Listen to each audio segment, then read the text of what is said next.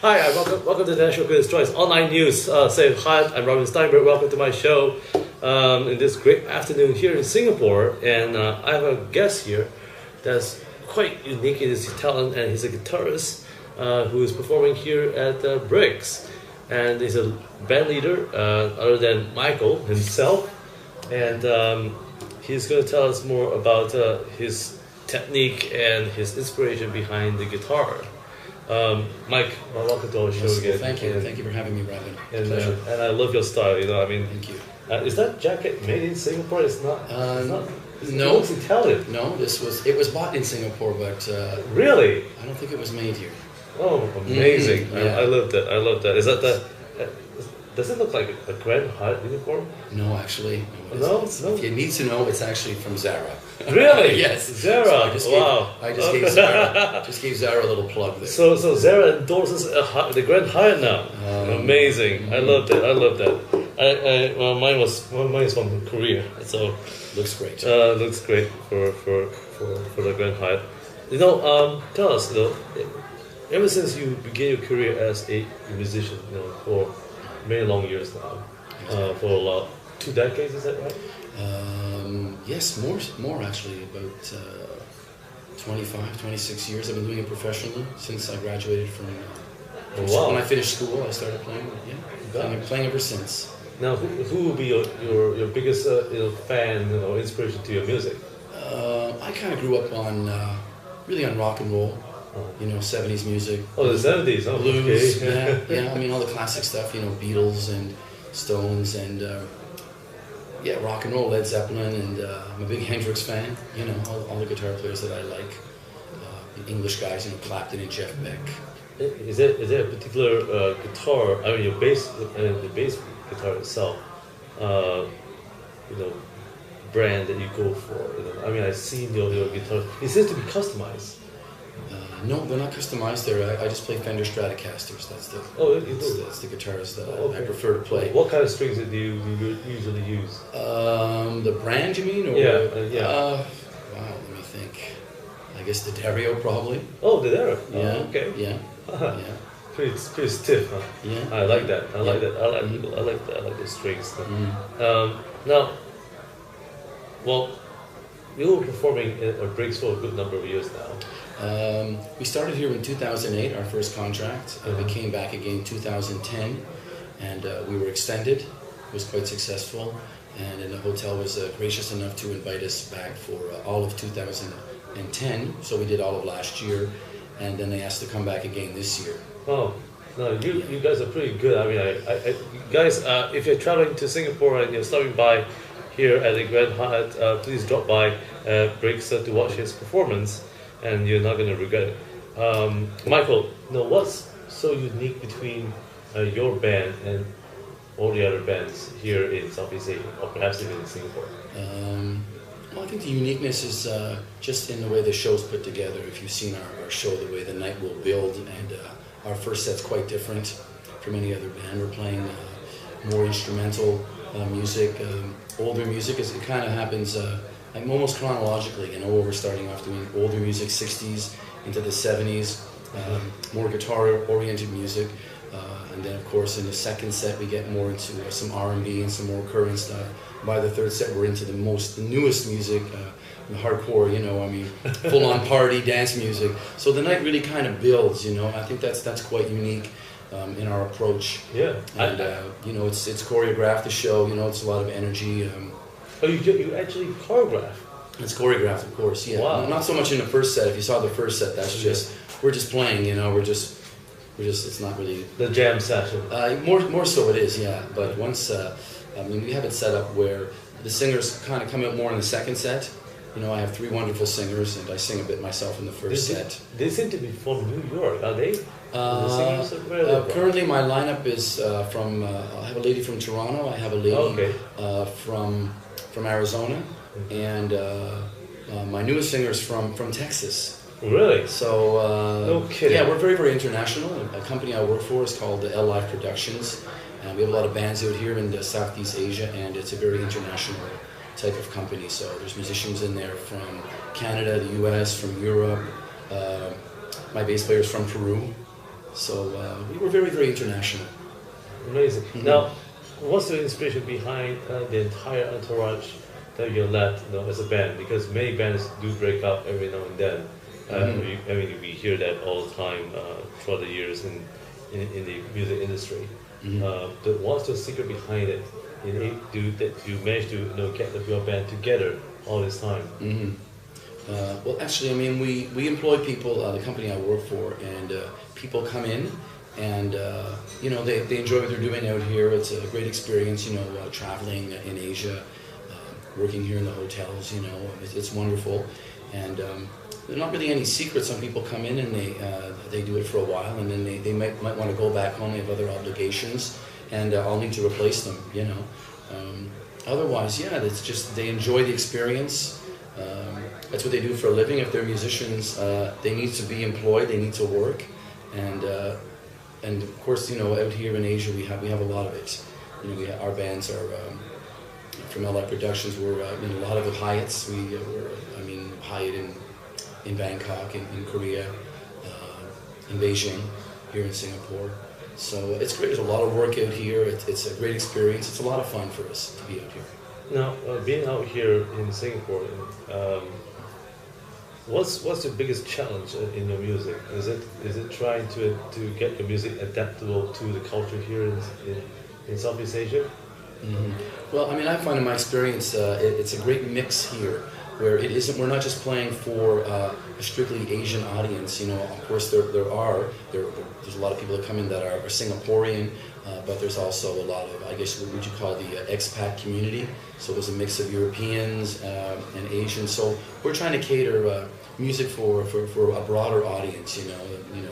At the end of the day, just that people come in and it's a good experience. They're entertained. They had a night out. They enjoy the music and the show. And how did you able to identify the kind of music that will appeal to the audience? Was it through feel, or was it a gut feeling? Did anyone actually request you to play their favorite stuff? That does happen, Robin. People come in, and it's also not only a different, the age group also will vary a lot. Our audience can be people in their 20s up to people in their 40s and older. So a guy comes in for a beer early in the evening. If he's 40 and I play a 60s or 70s songs, he can totally relate to that. Whereas later on, if younger people come in, they want to hear something from Lady Gaga or from Rihanna. And we can cover that whole spectrum of music. But how do you know that these guys are between 20s to 40s?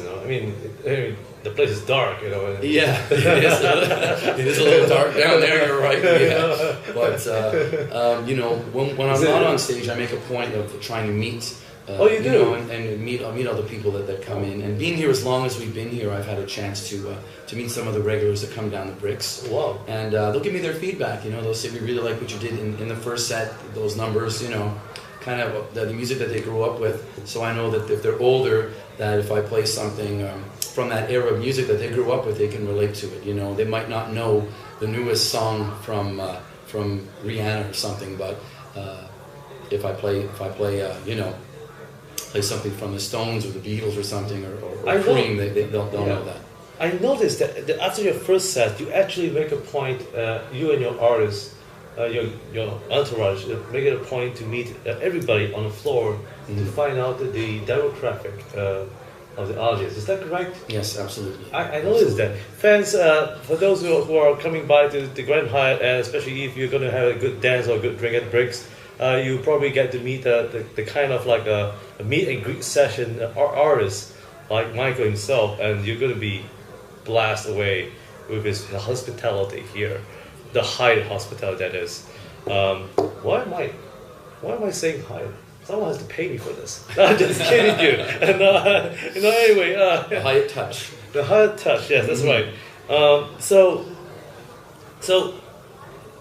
Is you and your band have any plans to have your own record soon, and have you composed your own compositions so far? Yes, we have, and the musicians that are working with us, some of them take that upon themselves to work on their own music. But our role here in the hotel and down at Bricks is to play obviously music that the people can relate to and that they're going to recognize. So it's not really the proper venue for us to expose them to original music. You know, we're here really to do it's covers. You know, it's a big spectrum. You know, we try to cover a lot of different eras in music, but we don't get into original music. Although, you know, over the years I've written my own stuff, and some of my members also are working on their original stuff. But it's kind of a side project. No problem. Mm-hmm. What's the future like beyond Bricks? Beyond Bricks, well, we're here into next year, and I'm not sure what's going to happen after that. If we it will extend a little bit longer, or perhaps, you know, like I said, the company I work for, LI Productions, we have 10, I think 10 or 11 bands currently all over Southeast Asia. We're a little bit in the Middle East, and my band might have to relocate and, you know, go to another country. That'll be sad. Yeah. Yes. But what lessons have you learned so far being a band leader and artist? You know, and even as a composer, you know, in this very creative and thriving industry. Mm-hmm. You know, how do you able to stay competitive and yet, you know, relevant with your audience? Mm-hmm. I think it's really you know, knowing the music that they want to hear, putting together a show.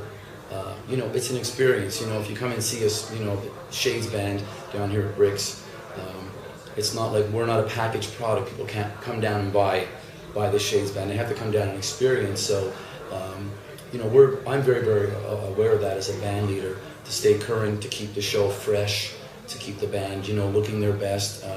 You know, and like you mentioned earlier, meeting the people, I think is key there. You know, knowing who your audience is, and it's enjoyable. You know, going out, and I made a lot of friends here in Singapore.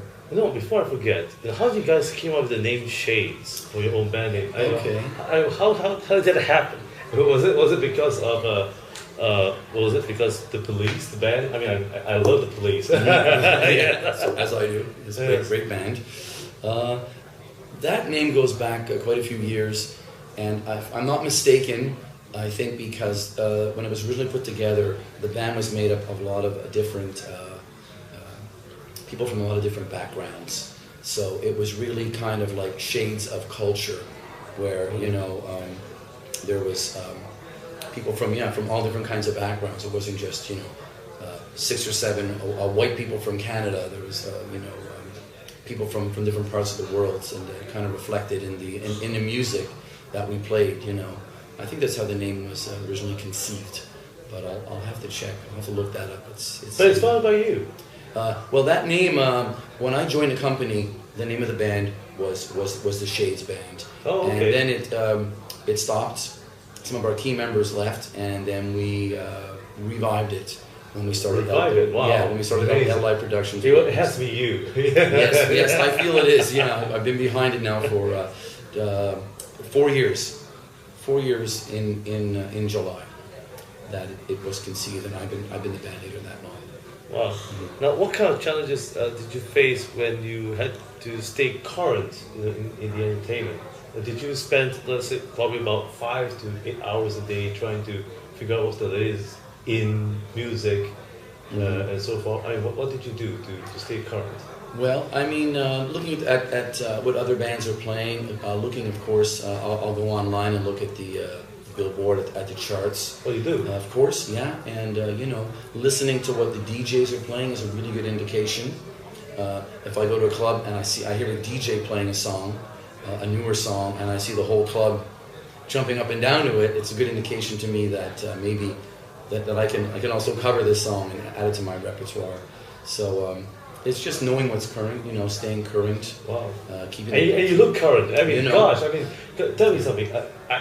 Looks can be deceiving. Mm-hmm. Okay, but can I safely say that you look like? I mean, you look like you're in your 30s or something. Is that true? No, not at all. You're not. But I appreciate that, Robert. Are you in your 30s? I'm a little older than mine. I'm past 30s. Oh, you're past 30s. Yes. Past 50s.